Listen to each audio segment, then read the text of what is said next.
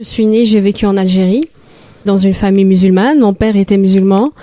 Tout mon entourage était musulman. Je partais à l'école, donc j'apprenais l'islam, les sourates coraniques, et que je connaissais par cœur. Mais en fait, je me posais beaucoup de questions parce qu'entre-temps, maman, je la voyais qu'elle priait le Seigneur Jésus et je savais pas qu'est-ce qui était la vérité. Est-ce que c'était le Seigneur Jésus ou c'était Mohammed? Et donc, toute petite déjà, je cherchais la vérité. Et en grandissant, j'étais quand même très, très attirée par l'islam parce que malgré tout, on parle d'un islam de tolérance, un Dieu de tolérance, d'amour, qui aime les mamans, qui aime les femmes parce c'est elles qui portent la vie. Et en fait, j'étais très, très intriguée. Et jusqu'au jour où j'étais en train de prier justement, et j'ai vu, il y avait des personnes autour de moi qui étaient chrétiennes, et ce jour-là, elles avaient vécu des miracles. En fait, j'avais vu une personne qui était malade, le médecin l'avait condamnée, et quand elle avait prié Seigneur Jésus, elle était complètement guérie. Et quand elle est repartie chez le médecin lui a dit, écoutez, on comprend rien, vous êtes complètement guérie. Et devant moi, il y avait une autre dame qui avait un bras beaucoup plus court que l'autre. Et devant nos yeux, il y avait son bras qui s'allongeait et elle disait c'est incroyable, mon bras s'est allongé et tout ça. Alors j'ai commencé à croire quand même que effectivement Dieu est vivant et à travers Jésus il fait des miracles comme quand Jésus était sur terre. Et dans mon cœur effectivement il y avait quand même un trouble parce que la chose que je n'arrivais pas à accepter c'est que Dieu avait un fils. Mais surtout, nous on savait très bien que dans l'islam, pour accéder au paradis, il fallait faire beaucoup de bien. Et qu'on avait deux anges, donc un ange du côté sur notre épaule droite qui écrivait les bonnes actions, et un autre ange sur le côté gauche qui écrivait les mauvaises actions. Et quand on arrivait devant Dieu, effectivement, il allait faire une balance entre les deux, et puis cela pourra juger en fait notre future éternité. Mais on n'était jamais sûr si on allait mourir ou vivre. Et pendant une semaine, j'étais troublée jusqu'au jour où je me suis mise à prier en sortant de l'école un peu plus tôt. J'étais au lycée. Et je suis sortie, arrivée à la maison et je priais. Et là, j'entends le Seigneur Jésus, maintenant que j'appelle Seigneur Jésus, mais à l'époque c'était Jésus qui me parlait et qui me disait « Je suis Jésus-Christ, je suis le Fils de Dieu, je suis le chemin, la vérité et la vie, et nul n'ira au Père que par moi. » Donc il m'a dit « Ana huwa tariq al-hayat wal-haq » Et pour moi, c'était waouh, comment c'est pas possible. Il y a que Jésus, il y avait que Dieu qui pouvait me répondre parce que c'était en moi, c'est dans mon cœur, j'étais troublée. Et à partir de ce moment-là, j'étais complètement convaincue que Jésus était le Fils de Dieu et que pouvait pas accéder justement au paradis que par Jésus-Christ. Et c'est là où j'ai compris que finalement, il y avait un espoir pour nous qui ne savons pas vraiment où nous allons finir notre éternité. Et Jésus était vraiment l'espoir. Moi, j'avais pas de Bible, je ne connaissais pas ce verset, je ne pouvais pas l'inventer. Mais quelques années plus tard, il y a un frère qui vit en Algérie et qui m'a offert cette Bible et je suis tombée sur ce verset-là et je me suis dit, c'est pas possible, Seigneur, vraiment tu es grand. Et c'est là où vraiment l'espoir est né dans mon cœur. Et bien sûr, j'ai pas pu m'en empêcher que de parler autour de moi parce que justement, je sais que quand je vais partir, je sais que je serai auprès de lui pour l'éternité. Je suis d'origine algérienne et j'ai pratiqué la religion depuis mon jeune âge. J'ai pratiqué l'islam comme mes parents me l'ont enseigné. J'ai fait le ramadan, j'ai fait les prières, j'ai tout pratiqué. Et atteint l'âge à peu près de 18 ans, il y a eu un vide dans mon cœur et j'ai voulu savoir par rapport à mon existence où ce que je faisais sur terre et où j'allais après la mort. C'est ce qui était la chose la plus importante, parce que j'aimais les choses de Dieu, j'aimais Dieu, et cette réponse, je ne l'avais pas. Alors j'ai essayé de faire des recherches, j'ai été voir ma maman en lui demandant, mais maman, où irai-je après la mort? Pourquoi je suis sur terre? Ma maman m'a seulement répondu simplement, ça c'est Dieu, ça regarde que Dieu. Rabbi ya'lam, ça veut dire que Dieu seul sait tout. N'ayant pas de réponse claire et nette par rapport à ma mère qui ne me convenait pas, j'étais dans le quartier où je vivais, voir les anciens de mon quartier, qui connaissaient mieux la religion que moi, pour qu'ils puissent m'enseigner sur ces choses, et je leur ai ouvert mon cœur en leur disant, qu'est-ce que je fais sur terre? Où je vais après la mort? Qu'est-ce que dit l'islam par rapport à ça? Je cherchais un peu trop à comprendre les choses, ça les irritait. La seule chose qui me répondait, les uns et les autres, Dieu seul sait, Rabbi ya'lam, tu seras pesé, tes bonnes et mauvaises œuvres seront pesées, et Dieu saura où tu iras, soit au paradis, soit en enfer. Et cela m'angoissait de plus en plus. Je n'avais aucune réponse, aucune paix dans mon cœur. Et j'ai cherché, j'ai prié. J'ai fait tout ce qu'il fallait afin de pouvoir parler à Dieu. Mais aucune réponse n'était venue. Pourtant, j'étais sincère avec Dieu. J'étais sincère dans ma religion, j'ai tout fait afin que je puisse recevoir cette paix, ces choses que l'homme a besoin. J'avais une angoisse intérieure que je ne pouvais pas combler, ce vide que je ne pouvais pas combler. J'ai cherché par plusieurs manières, impossible de recevoir ces choses. J'allais voir ma maman tout le temps, tellement que je faisais de l'angoisse à cause de cette recherche d'après la mort. Et maman, la pauvre, je savais pas quoi faire. Elle me disait, t'as qu'à prier, faut prier. Il faut prier Dieu au nom de notre prophète. Et je le faisais de tout mon cœur. Je me mettais, on peut pas vous expliquer quand on est dans cette recherche, je me mettais à crier à Dieu de tout mon cœur, à genoux, je priais, je criais à lui. Je disais, mais réponds-moi, donne-moi cette paix, donne-moi cette joie qui me manque, où je vais après la mort. Aucune réponse. Aucune. Et j'ai prié tous les prophètes. N'ayant pas de réponse, j'allais voir ma maman, je lui dis, maman, mais je suis toujours dans le même état. Elle me disait, je peux plus rien faire pour toi. Et à un moment donné, t'es tellement désespéré, ma pauvre maman, qu'elle me disait, peut-être que tes ancêtres pourront intercéder pour toi dans le ciel, puisqu'ils sont auprès de Dieu. Et ce que j'ai fait, j'ai prié mes ancêtres. Quand on est vraiment désespéré, tout ce qu'on nous présente, on le prend. Et j'ai prié, aucune réponse. Vu toute cette démarche que j'ai faite de tout mon cœur, j'étais vraiment sincère dans ma démarche. Dieu, je n'y ai plus cru. J'étais devenu presque un athée. Et je suis tombé dans l'alcool, dans la dépression. Et quand on me parlait de Dieu, je rejetais toute chose. Je rejetais, je dis que Dieu n'existait pas. Et je suis tombé dans l'alcool, dans la dépression. Et un jour, sans qu'on se consulte, rien du tout, mon frère s'était converti, était devenu chrétien. Et sa vie a été transformée, complètement transformée. Et là, j'étais le voir. Et je lui ai demandé ce qui était arrivé dans sa vie. Il m'a parlé de l'amour de Jésus-Christ. Il m'a parlé que Jésus avait changé sa vie. Que Dieu avait changé sa vie au travers de l'amour de Christ. Et quand il me parlait de Jésus, je me mettais dans une colère terrible. Parce que Jésus-Christ, pour moi, c'était pas pour moi. J'étais un arabe et j'étais musulman. Et je lui demandais, mais pourquoi crois-tu en Jésus-Christ? Il me dit, mais parce qu'il a changé ma vie. Je lui dis, tu es qu'un traître.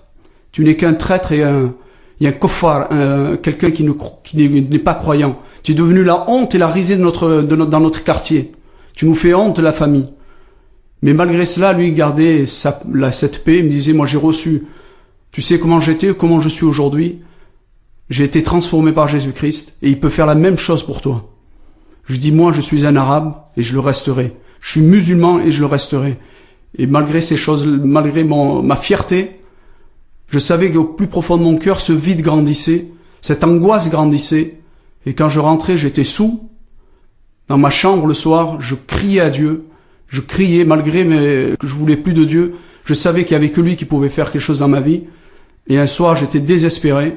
J'ai dit à Dieu, si tout ce que mon frère me dit, tout ce qu'il m'a dit sur Jésus-Christ, qu'il guérit, qu'il sauve, qu'il pardonne les péchés, qu'il ressuscite les morts, si c'est vrai, toutes ces choses, alors tu peux changer ma vie. Si tu le fais pas, je me suicide.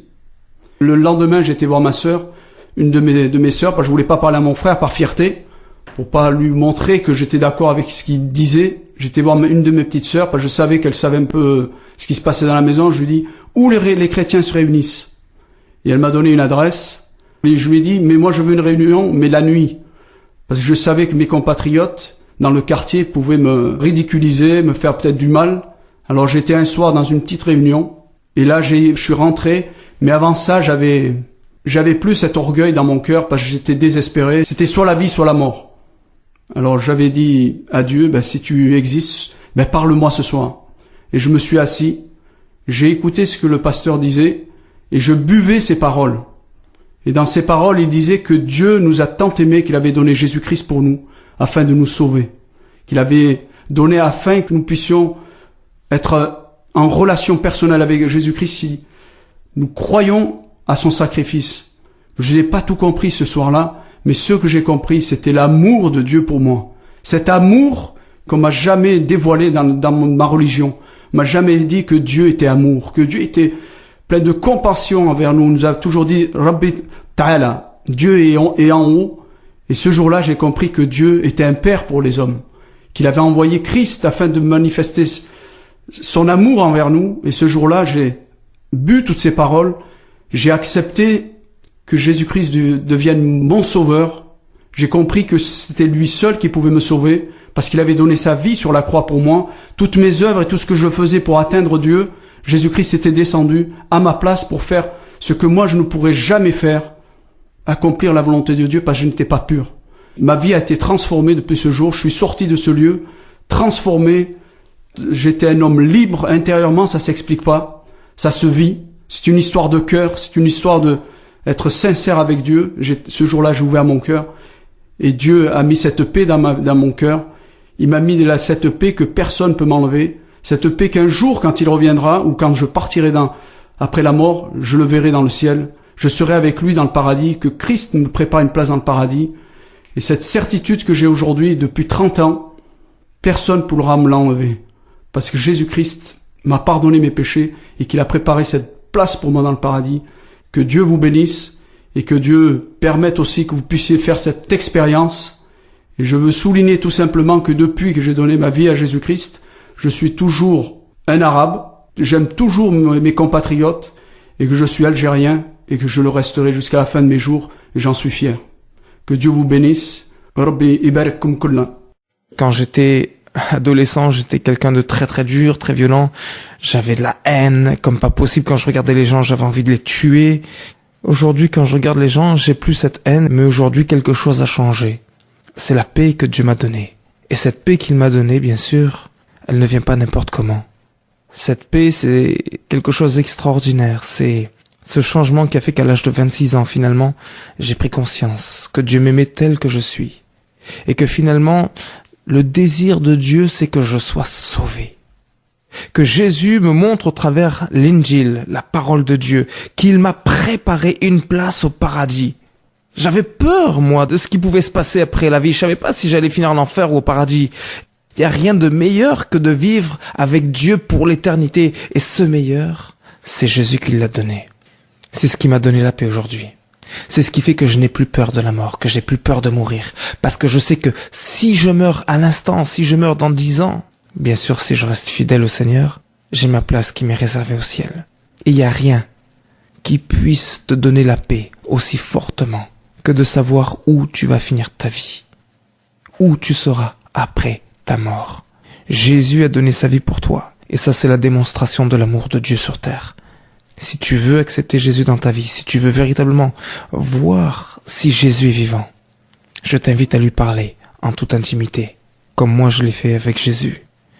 Et crois-moi, parce que Jésus est vivant, il te répondra. J'étais musulman et mes parents sont musulmans, et ma famille aussi, mes amis, tout mon entourage, et à un certain moment dans ma vie, j'étais en train de faire un stage et dans ce lieu se trouvaient des handicapés moteurs. C'était vraiment la casse humaine. Et j'ai fait l'amitié d'un tétraplégique. Cela, ça m'a mené à une réflexion et j'avais lu un livre sur Jean Lacroix sur l'échec, c'est-à-dire sur la mort. Comme il disait que la vie après chaque échec est une victoire et que l'échec qui efface tous les projets d'être, c'est la mort. Et puis la mort m'angoissait parce que vous savez bien que dans l'islam, après la mort, il y a un jour de jugement et à travers nos bonnes œuvres, nous pouvons peut-être gagner le paradis ou avec les mauvaises œuvres, nous pouvons aller en enfer et personne n'est sûr de son salut.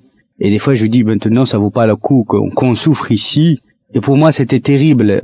Cet ami qui était handicapé, tétraplégique, il était professeur agrégé en anglais et pour lui, il avait aussi une philosophie dans la vie. Pour lui, il attend que la mort. On passait des nuits dans des discussions, vraiment dans le désespoir. On était en train de peindre le néant. Après que j'avais terminé mon stage, je suis retourné dans la ville où je faisais mes études et il m'avait écrit une lettre. Alors je croyais qu'il se moquait de moi. Tellement il est devenu avec beaucoup d'espoir, beaucoup de choses. Il dit mais ça c'est pas le même garçon que j'avais connu. Je suis retourné dans cette ville et j'ai appris qu'il était converti. Alors je comprenais pas que ça veut dire la conversion. Pour moi, je dis peut-être un jour, je deviendrai un super musulman. Donc, je rentre dans les choses, je vais pratiquer encore ma religion beaucoup plus. Et un soir, il était invité par des chrétiens. Mais comme j'étais chez lui, on m'avait invité. Alors, c'était des gens qui étaient tellement simples, mais ils parlaient d'une façon du ciel avec une certaine certitude, une assurance, une paix. Alors je me suis demandé, est-ce que ça existe des gens naïfs encore à notre époque? Et plus il parlait, plus je trouvais que ce qu'il disait est très sincère et très vrai. Et ça me gênait, moi, qui était vraiment cartésien, il faut que j'explique tout. Même, vous savez bien que la religion musulmane est une religion de la raison. où tout est programmé, tout est logique, tout est clair. Alors, je suis rentré dans un nouveau stade. Et c'est là où j'ai saisi à un certain moment que eux, ils avaient quelque chose que je n'avais pas. Eux, ils avaient la foi, moi j'avais pas cette foi. Je croyais croire à Allah, mais dans ces moments précis, j'avais pas cette foi. Je me suis levé et j'ai dit, si réellement tu existes dans la personne de Jésus-Christ, donne-moi aussi moi la paix, la joie, que je puisse vraiment avoir cette sérénité. Et vers le coup de 3 heures du matin, il y a le Seigneur Jésus-Christ qui m'est apparu. À ce moment-là, je me suis dit, non, je ne veux pas de Jésus. Jésus n'est qu'un prophète, d'après que j'avais étudié, ce qu'on m'a enseigné. Et Jésus, il était devant moi. Il me souriait. Je dis, non, moi je ne veux pas de Jésus. Même malgré tout cela, il s'est transformé en une sorte de nuée, il m'a pénétré de ma tête jusqu'à mes orteils. Je dis non, je criais. Je dis non, je ne veux pas de Jésus. Jésus n'est qu'un prophète et un homme. Moi, je veux Dieu. Il s'est retiré comme si on enlevait un gant. À ce moment-là, j'étais tellement fatigué que je ne pouvais pas faire tout ce raisonnement. Mais Dieu m'avait aidé. Alors je me suis dit, si moi j'ai demandé Dieu, et puis Dieu m'a envoyé Jésus, donc c'était le seul chemin pour connaître Dieu. Avant, je ne connaissais pas les évangiles, j'avais jamais eu connaissance avec la Bible. Mais par ma religion, j'ai eu quelques enseignements sur Jésus-Christ comme il était un des grands prophètes. Le Coran disait que Jésus, il est né par l'opération du Saint-Esprit, donc sans l'intervention d'un homme. Jésus-Christ, il était un grand prophète par ses miracles, notamment il guérit les aveugles, il ressuscite les morts. Mais pour moi, le moment où j'ai vu Dieu en tant que réalité vivante, que j'ai vu le Jésus-Christ dans ma vie, après 3 jours, j'ai eu vraiment cette paix que j'avais demandé à Dieu. J'avais réellement cette joie. J'ai commencé à faire confiance à Dieu dans la personne de Jésus-Christ. J'ai pas voulu discuter. Il y a beaucoup de choses qui me heurtaient, tellement la mort de Jésus-Christ, parce que le Coran disait que Jésus n'est pas mort, et la tradition disait que même il y avait quelqu'un qui était mort à sa place. Le Coran disait que Jésus-Christ n'est pas le Fils de Dieu, qu'il n'est qu'un homme et un prophète. Toutes ces questions me revenaient, comme j'avais étudié le Coran et la pensée islamique. Mais moi, rien que cette apparition du Seigneur Jésus m'avait convaincu, et j'ai voulu faire confiance, et je voulais pas poser trop longuement ces questions. Il y avait une véritable vie nouvelle qui a commencé en moi. Et quand je suis allé pour parler avec mes amis et ma famille, tout le monde me disait, maintenant c'est bien, tu es devenu un super musulman. Et je suis revenu tellement content que ma vie elle est rentrée en ordre avec le divin, avec le Créateur. Je ne savais pas que Dieu m'a donné le salut gratuitement en Jésus-Christ. Je ne savais pas que tout cela, pour moi, s'était révélé petit à petit. Par loyauté, je commençais par lire le Coran et après la Bible. Mais c'est là où j'ai vu réellement que la Bible est la parole de Dieu. Le moment où j'ai commencé à lire le Coran, 5 minutes, 10 minutes, alors après, je pouvais plus. Et quand je prends la Bible, alors là, je passe toute la nuit. J'oublie même que j'ai des études à faire. Et je suis arrivé à certaines vérités qui sont totalement contradictoires. Dans la Bible, c'est écrit que Jésus-Christ est réellement mort pour nos péchés. C'était le centre même de toute la réflexion chrétienne. Si on enlève la croix, il n'y avait plus rien. Tellement je savais que je faisais confiance à mon savoir, je faisais confiance à ma réflexion et à mes recherches. J'ai voulu vraiment démissionner devant Dieu. J'ai dit non, maintenant je ne veux plus chercher. Moi je ne veux suivre ni le christianisme ni l'islam. Tout ce que je veux, c'est toi, Seigneur. C'est toi qui es venu dans ma vie, c'est toi qui dois m'éclairer. Je lève le Coran d'une main et la Bible d'une main, je dis Seigneur, montre-moi quelle est la vérité, éclaire-moi. Dans une attente très très sérieuse, avec des larmes, parce que tellement Dieu m'avait touché au plus profond de moi-même. Tout ce bonheur que je n'ai jamais connu pendant toute ma vie, pour la première fois, j'étais enveloppé de cet amour. Intellectuellement, je suis devenu satisfait. J'avais cette conviction profonde que Jésus est réellement mort. Alors, je voyais depuis les sacrifices sanglants, depuis que l'alliance que Dieu a établie avec les hommes, depuis que Adam a péché, Dieu a pris un animal qu'il a sacrifié pour couvrir l'homme de sa nudité, c'est-à-dire de son péché. Donc, il y avait 100%, vie pour vie. Et comme nous, on a transgressé Dieu, et tout ce qui transgresse Dieu mérite la mort, il faut présenter quelque chose à la place. Jusqu'à ce que Jean-Baptiste, le moment où il voyait Jésus-Christ se présenter à lui, il disait, voici l'agneau qui ôte le péché du monde. L'agneau sans tache, sans péché. Et tout cela, tous ces sacrifices sanglants qui étaient avant, n'étaient que l'image des choses à venir. Alors, à ce moment-là, mon cœur s'est rafformé. Je savais que Jésus-Christ, ce sang de qualité supérieure, qui est capable de purifier les péchés des hommes, tous les hommes, du monde entier, de ceux d'avant, d'aujourd'hui et d'hier, parce que ce sang, elle est d'une qualité supérieure. Alors je savais que c'est pas par mes bonnes œuvres, c'est pas par mes jeûnes, c'est pas par mes prières. Dans mon intelligence, tout est rentré en place. Je savais que Dieu m'a béni, m'a renouvelé dans tout mon entendement, et que c'était le seul chemin. Et maintenant, je ne peux même pas une seule seconde mettre cela en doute ou de blaguer, parce que c'est là où se trouve mon vrai bonheur. Et je remercie le Seigneur de cette grâce qu'il m'a fait, qu'il m'a appelé. Si tu as écouté tous ces témoignages, tu as peut-être remarqué cette certitude d'aller au paradis qu'offre l'Injil. Et toi, cher ami? Tu cherches peut-être à gagner le paradis par ton obéissance et par tes bonnes œuvres, n'est-ce pas? Y parviens-tu vraiment? La comptabilité de tes mérites, le souci ou le calcul de racheter le mal, sayyi'at par le bien, al-hasanat te rassure-t-il vraiment sur l'accueil que te réservera Dieu au jour du jugement? Tu nous as donné un moyen d'être affranchis de la domination du péché et d'échapper à son juste jugement. Le chemin du paradis est tout tracé. Imagine un jour où tu es dans la rue et tu veux aller à un endroit précis, mais tu ne sais pas comment y arriver. Tu auras besoin de demander l'aide de quelqu'un. Tu aperçois un groupe de 10 personnes. Le problème, c'est que 9 de ces personnes sont mortes, mais une seule est vivante. À qui demanderais-tu le chemin? Certainement à la personne vivante. De même, je veux savoir comment aller au ciel, el Jannah. À qui demanderai-je? Tous les leaders religieux du passé sont morts, mais Jésus, Sidna al-Messie, est vivant. Il ne nous montre pas seulement le chemin, at-tariq. En fait, il est lui-même le seul chemin. Il dit, je suis le chemin, la vérité et la vie. Ana huwa at-tariq, wal-haq, wal-hayat. Nul ne vient au Père que par moi. En parlant du ciel, voici ce que Jésus dit dans l'Injil à tous ceux qui croient en lui. Que votre cœur ne se trouble point. Je vais vous préparer une place, et lorsque je m'en serai allé, et que je vous aurai préparé une place, je reviendrai, et je vous prendrai avec moi, afin que là où je suis, vous y soyez aussi. Ne t'es-tu jamais demandé, cher ami, pourquoi toi et moi, nous ne sommes pas nés au paradis? Le prophète David, Sidna Daoud, nous en a donné la réponse. Voici ce qu'il dit dans le Zabour. Je suis né dans l'iniquité, et ma mère m'a conçu dans le péché. C'est le péché, le khatiya, qui a exclu Adam et Ève, Adam et Hawa du paradis. Et c'est le péché qui nous empêche de rentrer au paradis. Dieu est absolument saint, Quddus, il est tout péché. Il n'est pas question qu'il passe par-dessus nos fautes. Et comme il est parfaitement juste et droit, il doit punir le péché. Cher ami, nous n'avons aucun espoir d'aller au ciel. Mais Dieu est aussi miséricordieux, Rahman. Et sa miséricorde est une miséricorde absolue. La question importante qui se pose est, comment Dieu peut-il être à la fois juste et miséricordieux face à mes péchés? Permets-moi de te raconter l'histoire d'un roi.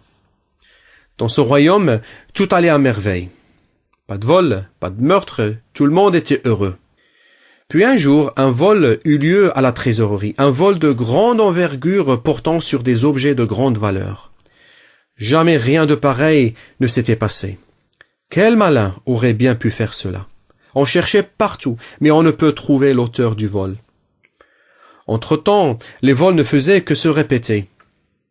Exaspéré par la situation, le roi somma des gardes de ne lésiner sur aucun moyen pour retrouver le malfaiteur et décréta qu'il soit flagellé à mort.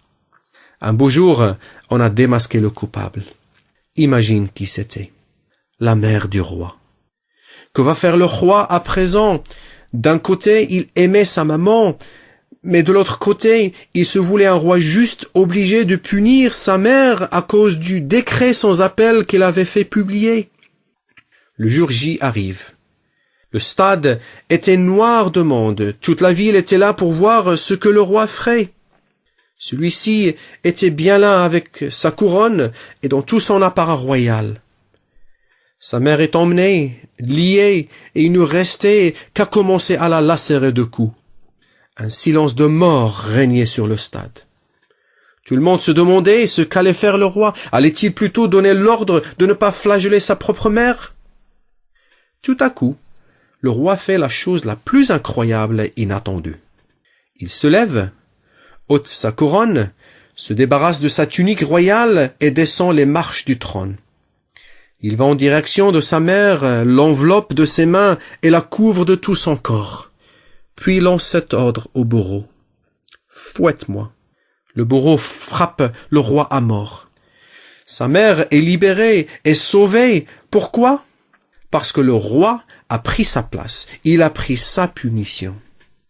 C'est ce que Jésus, le roi des rois, a fait en faveur des pécheurs. Étant saint et juste, il punit mon péché. Mais étant miséricordieux, Rahman, il prend sur lui cette punition que je mérite à cause de mes péchés.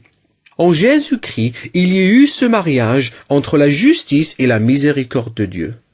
Le prophète Isaïe nous le dit ainsi. Il, Christ, était blessé pour nos péchés, brisé pour nos iniquités. Le châtiment, la punition qui nous donne la paix est tombée sur lui. Et c'est par ses blessures que nous sommes guéris. Mais l'histoire ne s'arrête pas là. Parce que Jésus a fait plus que payer notre dette. Encore une fois, permets-moi de te raconter l'histoire vraie de deux frères. Avec le temps, l'un d'eux s'est retrouvé lourdement endetté et acculé à la faillite. Quant à l'autre, il devient un homme extrêmement riche et un multimillionnaire. Lorsque ce dernier eut vent des déboires de son frère, par amour, il lui dit « Pourquoi ne m'as-tu rien dit de tes problèmes? Je suis ton frère quand même, un akhouk. Ne t'inquiète plus, je m'en occupe. Je paierai tout. » Ainsi dit, ainsi fait. Il a payé la totalité de la dette de son frère. Quelle bonté, quel amour. Mais qu'en serait-il si on demandait au frère riche de faire plus que payer la dette de son frère? Qu'en serait-il si on lui demandait d'échanger de compte bancaire avec son frère endetté et de créditer son frère de toutes ses richesses? Là, vous me demandez trop, pourrait certainement dire le riche. Cela m'est impossible. Je ne peux aller au-delà du fait de rembourser ses dettes. Vous ne voulez pas quand même que je lui donne toute ma richesse. Pourtant, vois ce que Jésus a fait. Il a non seulement payé notre dette en prenant la punition que méritent mes péchés, mais il nous donne aussi toutes ses richesses. Une merveilleuse transaction a pris place. Parallèlement, il débite mes péchés sur son compte et me crédite de ses richesses, c'est-à-dire sa vie parfaite. C'est ainsi qu'aux yeux de Dieu, je suis aussi devenu bénéficiaire de sa bonté, de sa vie parfaite. Et tu sais quoi? Cette vie parfaite est le passeport pour entrer au ciel, le Jannah. Il y a un verset dans l'Injil qui dit « Vous connaissez la grâce, ni'ma, du Seigneur Jésus, qui pour vous s'est fait pauvre du riche qu'il est, afin que par sa pauvreté, vous soyez enrichis. » Jésus est vraiment incomparable. Il t'invite à venir à lui et à le suivre. Il t'offre son secours pour aujourd'hui et l'espérance pour demain. C'est Jésus, mon ami, qui a payé le prix de notre entrée au paradis, et c'est lui qui te tend les bras aujourd'hui. Ne veux-tu pas dire dès à présent oui à cette invitation? Si tu tiens à connaître et à suivre Jésus, dis-le lui. Adresse-toi à lui au moyen d'une prière sincère, du'a. Ouvre-lui ton cœur. Reconnais tes péchés et confesse-les lui. Demande à Dieu de te laver de tous tes péchés par le sang d'homme précieux de Jésus versé pour nous. Tu peux ainsi prier à titre d'exemple. Seigneur Dieu, Rabb ar-Rahma, je confesse que je suis un pécheur. Merci, shukran, de ce que Jésus a pris sur lui la punition que je mérite en mourant pour mes péchés. Je crois qu'il est ressuscité car il a vaincu la mort. Je me repens aujourd'hui de tous mes péchés. Smahliya. Et je mets toute ma confiance en Jésus seul pour mon salut. Au nom de Jésus-Christ, mon Sauveur et mon Seigneur, j'ai ainsi prié. Amen. Pour plus d'informations, ou si tu veux recevoir gratuitement un évangile, Injil, ou un exemplaire du livre Cher Abdullah, 12 questions que les musulmans posent aux chrétiens, tu peux écrire à l'adresse mail inscrite au dos du CD.